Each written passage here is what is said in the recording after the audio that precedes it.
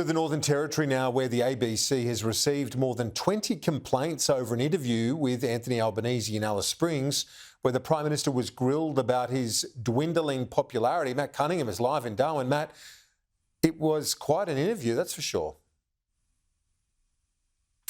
It was an interesting interview. This was when the Prime Minister visited Alice Springs on February 7, when he announced $842 million in funding for remote communities. He engaged in a 25-minute interview with Stewart Brash on ABC Alice Springs Breakfast. Now, there were some testy exchanges in that interview, Kieran. Let's just take a listen to some of them.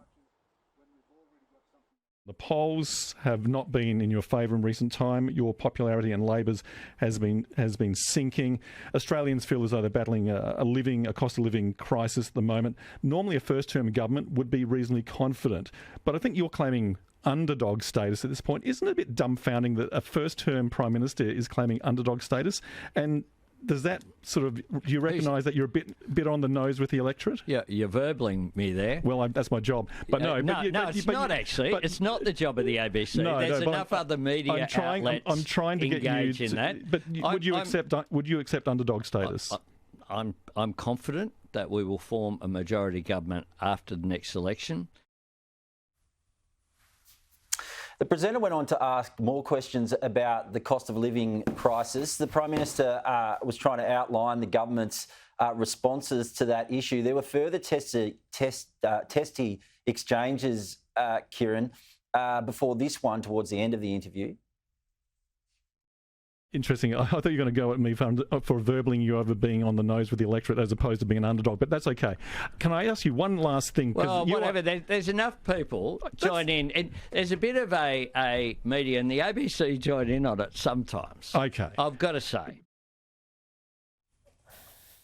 So in total, the ABC received 21 complaints about that interview. I think that's interesting in itself. But the Ombudsman has found that the interview didn't breach the ABC's editorial standards when it comes to impartiality.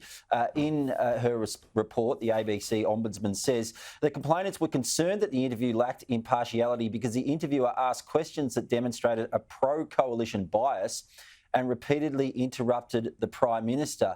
But in going on to dismiss these complaints, she says, while Mr Brash posed challenging questions and interjected at times to seek additional clarification, we are satisfied that he demonstrated a consistently civil and objective approach. The interview actually ended on a cordial note, Kieran, when the interviewer asked Mr Albanese to request a song, and he asked for Camp Dog by King Stingray to be played. The Prime Minister seemed to be in a good mood at the end of that interview. But that didn't stop the fact that there were 21 subsequent complaints made to the ABC. Now, we don't know where these complaints came from. We don't know who was motivated or why to make these complaints. I've actually asked the ABC those questions, but it does seem quite odd that an interview of that nature would attract 21 separate complaints to the ABC.